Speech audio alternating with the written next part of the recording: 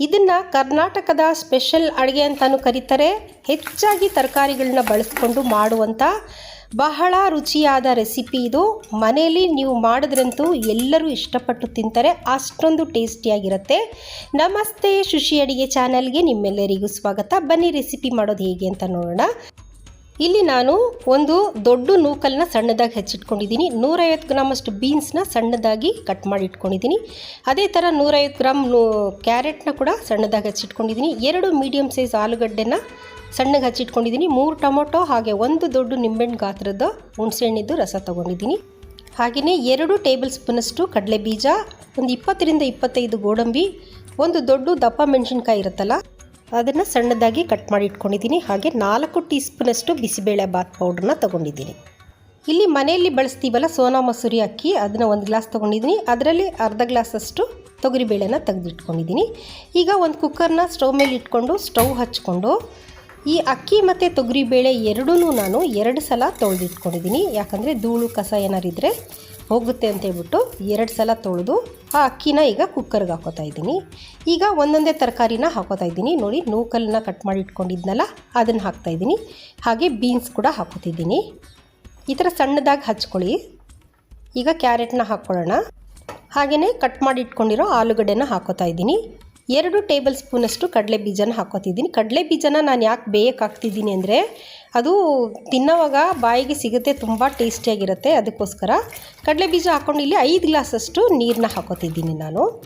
ಹಾಗೆ ಅರ್ಧ ಟೀ ಸ್ಪೂನಷ್ಟು ಉಪ್ಪು, 1 ಚಿಟಿಕೆಯಷ್ಟು ಅರಿಶಿನ ಹಾಕೋತಾ ಇದ್ದೀನಿ. ಮಿಕ್ಸ್ ಮಾಡಿಬಿಟ್ಟು 1 ಟೀ ಸ್ಪೂನಷ್ಟು ಎಣ್ಣೆನ ಹಾಕ್ಕೊಳ್ಳೋಣ. ಈಗ ಕುಕ್ಕರ್ ಲಿಡ್ನ ಮುಚ್ಚಿಬಿಟ್ಟು 3 ವಿಷಿಲ್ ಇದನ್ನು ಕೂಗಿಸ್ಕೊಳ್ಳೋಣ. ಕುಕ್ಕರ್ ಕೂಗೋಷ್ಟೊತ್ತಿಗೆ ನಾವು ಮಸಾಲೆನ ರೆಡಿ ಮಾಡ್ಕೊಂಬಿಡೋಣ. ಈಗ ನಾನು ಸ್ಟವ್ ಹಚ್ಬಿಟ್ಟು ಒಂದು ಬಾಣಲಿನ ಇಟ್ಕೊಂಡು 3 ಟೇಬಲ್ ಸ್ಪೂನಷ್ಟು ಎಣ್ಣೆನ ಹಾಕೋತಾ ಇದ್ದೀನಿ.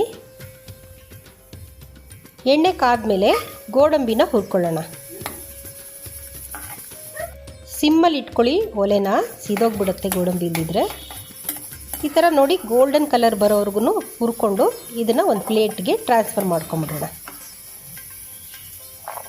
ನೋಡಿ, ಈ ಥರ ಎಲ್ಲನೂ ತೆಗೆದು ಪ್ಲೇಟ್ಗೆ ಹಾಕಿಟ್ಕೊಳ್ಳೋಣ. ಈಗ ಅದೇ ಎಣ್ಣೆಗೆ ನಾನು ಅರ್ಧ ಟೀ ಸ್ಪೂನಷ್ಟು ಸಾಸಿವೆ ಹಾಕ್ಕೊಂಡಿದ್ದೀನಿ. 1 ಕಡ್ಡಿಯಷ್ಟು ಕರಿಬೇವಿನ ಸೊಪ್ಪು, 2 ಬ್ಯಾಡ್ಗಿ 2 ಗುಂಟೂರನ್ನ ಮುರಿದು ಹಾಕ್ಕೊಂಡಿದ್ದೀನಿ.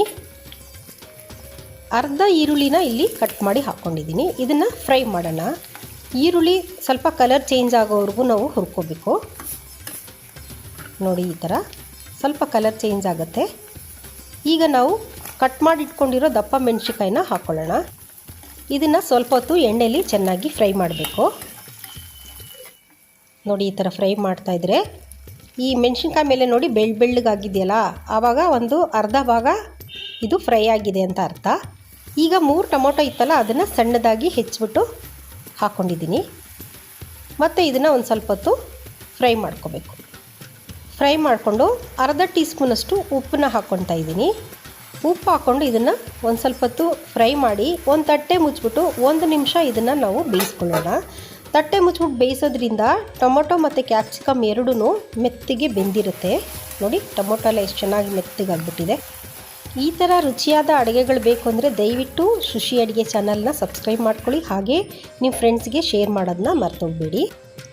ಈಗ ನಾನು 4 ಟೀ ಸ್ಪೂನಷ್ಟು ಬಿಸಿಬೇಳೆ ಬಾತು ಪುಡಿನ ಹಾಕೋತಾ ಇದ್ದೀನಿ. ಹಾಗೆ 1 ಟೀ ಸ್ಪೂನಷ್ಟು ಅಚ್ಕಾರದ ಪುಡಿನ ಹಾಕೋತಾ ಇದ್ದೀನಿ. ಯಾಕಂದರೆ ನಮ್ಮ ಮನೇಲಿ ಸ್ವಲ್ಪ ಖಾರ ಹೆಚ್ಚಾಗಿ ತಿಂತಾರೆ, ಅದಕ್ಕೋಸ್ಕರ. ನಿಮಗೆ ಬೇಡ ಅಂತಂದರೆ ಸ್ಕಿಪ್ ಮಾಡ್ಕೊಳ್ಳಿ. ಈಗ ಈ ಪುಡಿನೆಲ್ಲ ಚೆನ್ನಾಗಿ ಒಂದು ಸ್ವಲ್ಪ ಹೊತ್ತು ಹುರ್ಕೋಬೇಕು.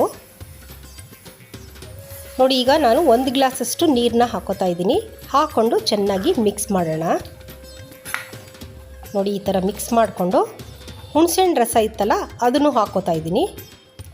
ಹಾಕ್ಕೊಂಡು ಇದು ಚೆನ್ನಾಗಿ ಕುದಿಯೋಕ್ಕೆ ಬಿಡಬೇಕು. ನೋಡಿ, ಕುದೀತಾ ಇದೆ. ಕಲರ್ ನೋಡಿ ಎಷ್ಟು ಚೆನ್ನಾಗಿದೆ ನೋಡೋದಕ್ಕೆ. ಹಾಗೆ ಟೇಸ್ಟ್ ಕೂಡ ತುಂಬ ಚೆನ್ನಾಗಿರುತ್ತೆ. ನೋಡಿ, ಈಗ ಮೆಣಸಿನ್ಕಾಯಿ ಬೆಂದಿದೆಯಾ ಅಂದ್ಬಿಟ್ಟು ಚೆಕ್ ಮಾಡ್ಕೊಳ್ಳೋಣ. ಬೆಂದಿದೆ. ಈಗ ಹುರಿದಿಟ್ಕೊಂಡಿರೋ ಗೋಡಂಬಿನ ಹಾಕ್ಕೊಂಬಿಟ್ಟು ಒಂದು ಸಲ ಈ ಥರ ಮಿಕ್ಸ್ ಮಾಡಿಬಿಟ್ಟು ಸ್ಟವ್ನ ಆಫ್ ಮಾಡ್ಕೊಂಬಿಡೋಣ. ಈಗ ಕುಕ್ಕರ್ ಆಗಿದೆಯಾ ಅಂತ ನೋಡೋಣ ಬನ್ನಿ. 3 ವಿಷಲ್ ಆಗಿದೆ. ಕುಕ್ಕರ್ನ ತೆಗಿಯೋಣ. ನೋಡಿ, ಅಕ್ಕಿ ಎಲ್ಲ ಬೆಂದಿದೆ ಚೆನ್ನಾಗಿ, ತರಕಾರಿ ಬೇಳೆ ಎಲ್ಲನೂ ಕರೆಕ್ಟಾಗಿ ಬೆಂದಿದೆ. 5 ಗ್ಲಾಸಷ್ಟು ನೀರನ್ನ ಹಾಕಿದ್ದೆ ನಾನು. ನೋಡಿ ಚೆನ್ನಾಗಿ ಮೆತ್ತಗೆ ಬೆಂದಿದೆ. ಈಗ ನಾವು ಮಸಾಲೆ ಮಿಶ್ರಣ ಮಾಡ್ಕೊಂಡಿದ್ವಲ್ಲ ಅದನ್ನು ಕುಕ್ಕರ್ ಒಳಗಡೆ ಹಾಕ್ಕೊಂಡು ಚೆನ್ನಾಗಿ ಮಿಕ್ಸ್ ಮಾಡೋಣ. ನೋಡಿ ಅನ್ನ ತರಕಾರಿ ಮಸಾಲೆ ಎಲ್ಲ ಚೆನ್ನಾಗಿ ಹೊಂದಿಗೂಡಬೇಕು. ಈ ಥರ ಮಿಕ್ಸ್ ಮಾಡ್ಕೊಳ್ಳೋಣ. ನೋಡಿ ಗಟ್ಟಿಗಿದೆ ಇದು, ಅದಕ್ಕೋಸ್ಕರ ಈಗ ನಾನು 1 ಗ್ಲಾಸಷ್ಟು ನೀರನ್ನ ಹಾಕೋತಾ ಇದ್ದೀನಿ. ಬಿಸಿಬೇಳೆ ಬಾತು ತೆಳ್ಳಿಗೆ ಇರಬೇಕು, ಅದಕ್ಕೋಸ್ಕರ ನಾನು ಮೊದಲೇ ಒಂದು 3-4 ಗ್ಲಾಸ್ ನೀರನ್ನ ಕಾಯಿಸಿಟ್ಕೊಂಡಿರ್ತೀನಿ. ಎಷ್ಟು ಬೇಕೋ ಅಷ್ಟನ್ನ ಈಗ ಹಾಕ್ಕೊಳ್ಳೋಣ ನಾವು. ಈಗ ನೋಡಿ 1 ಗ್ಲಾಸ್ ನೀರು ಹಾಕ್ಕೊಂಡಿದ್ದೀನಿ. ಇನ್ನೂ ಸ್ವಲ್ಪ ಗಟ್ಟಿಗಿರೋದ್ರಿಂದ ಮತ್ತೆ 1 ಗ್ಲಾಸ್ ನೀರನ್ನ ಹಾಕ್ಕೊತೀನಿ. ನೋಡಿ ತರಕಾರಿ ಮತ್ತು ಬೇಳೆ ಬೇಯೋದಕ್ಕೆ 5 ಗ್ಲಾಸ್ ಹಾಕಿದ್ದೆ, ಮಸಾಲೆಗೆ 1 ಗ್ಲಾಸು, ಈಗ 2 ಗ್ಲಾಸು, ಒಟ್ಟಾಗಿ 8 ಗ್ಲಾಸಷ್ಟು ನೀರನ್ನ ಹಾಕ್ಕೊಂಡಿದ್ದೀನಿ ನಾನು. ಅಕ್ಕಿನ ಯಾವ ಗ್ಲಾಸಲ್ಲಿ ಹಾಕೋತೀವಲ್ಲ ಆ ಗ್ಲಾಸಲ್ಲಿ 8 ಗ್ಲಾಸಷ್ಟು ನೀರನ್ನ ಹಾಕ್ಕೊಂಡು ಚೆನ್ನಾಗಿ ಕುದಿಯಕ್ಕೆ ಬಿಡಬೇಕು. ನೋಡಿ ಈ ಥರ ಹದಕ್ಕಿದ್ರೆ ಸಾಕು. ಇಲ್ಲಿ ರುಚಿ ನೋಡಿಕೊಂಡು ನಿಮಗೆ ಉಪ್ಪು ಬೇಕಂದರೆ ಹಾಕ್ಕೊಳ್ಳಿ. ಇಲ್ಲಿ ಸ್ವಲ್ಪ ಕಮ್ಮಿ ಇತ್ತು, ನಾನು ಇನ್ನು ಸ್ವಲ್ಪ ಉಪ್ಪು ಹಾಕ್ಕೊಂಡು ಚೆನ್ನಾಗಿ ಮಿಕ್ಸ್ ಮಾಡ್ತಾಯಿದ್ದೀನಿ. ನೋಡಿ ಕಲರ್ ಎಲ್ಲ ಎಷ್ಟು ಚೆನ್ನಾಗಿದೆ ಅಂದರೆ ಟೇಸ್ಟು ಕೂಡ ಅಷ್ಟೇ ಸಖತ್ತಾಗಿರುತ್ತೆ. ಖಂಡಿತ ಒಂದು ಸಲ ಟ್ರೈ ಮಾಡಿ ನೋಡಿ. ಈಗ 3 ಟೀ ಸ್ಪೂನಷ್ಟು ತುಪ್ಪನ ಹಾಕೋತಾ ಇದ್ದೀನಿ. ತುಪ್ಪ ಇಷ್ಟ ಇಲ್ಲ ಅನ್ನೋರು ಸ್ಕಿಪ್ ಮಾಡ್ಕೋಬೋದು. ಕರ್ನಾಟಕ ಸ್ಪೆಷಲ್ ಬಿಸಿಬೇಳೆ ಬಾತು ರೆಡಿ ಇದೆ. ತುಂಬ ಟೇಸ್ಟಿಯಾಗಿರುತ್ತೆ. ಟ್ರೈ ಮಾಡಿ ನೋಡಿಬಿಟ್ಟು ಹೇಗಿತ್ತು ಅಂತ ದಯವಿಟ್ಟು ಕಮೆಂಟ್ ಮಾಡೋದನ್ನ ಮರ್ತೋಗ್ಬೇಡಿ. ಈ ರೆಸಿಪಿ ಇಷ್ಟ ಆದರೆ ದಯವಿಟ್ಟು ಒಂದು ಲೈಕ್ ಕೊಡಿ, ನಿಮ್ಮ ಫ್ರೆಂಡ್ಸ್ಗೆ ಶೇರ್ ಮಾಡಿ. ಇದನ್ನು ಖಾರ ಬೂಂದಿ ಜೊತೆ ನೀವು ಬಡಿಸಿದ್ರೆ ತುಂಬ ಟೇಸ್ಟಿಯಾಗಿರುತ್ತೆ. ಹಾಗೆ ವಿಡಿಯೋನ ಕೊನೆವರೆಗೂ ನೋಡಿದ್ದಕ್ಕೆ ನಿಮ್ಮೆಲ್ಲರಿಗೂ ಧನ್ಯವಾದಗಳು. ಹೀಗೆ ನನ್ನ ಸಪೋರ್ಟ್ ಮಾಡ್ತಾಯಿರಿ. ನೆಕ್ಸ್ಟ್ ರೆಸಿಪಿ ಜೊತೆ ಸಿಗ್ತೀನಿ. ಅಲ್ಲಿವರೆಗೂ ಟೇಕ್ ಕೇರ್, ಬಾಯ್.